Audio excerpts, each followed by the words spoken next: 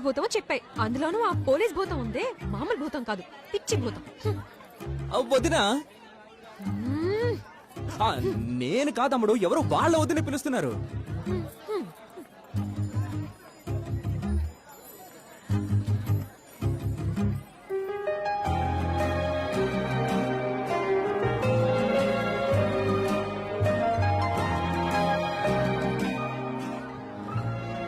అయ్యో దొరికిపోయానే. కోటేశ్వరరావు గారు కోర్టు నుంచి మొదలు పెడుతున్నాడు. ఏంటి బ్రదర్, ఆశపడి వేసుకొచ్చిన కోట్ని ఇలా చేతికి తగిలించుకున్నావు? చెవట్ల పడుతున్నాయా?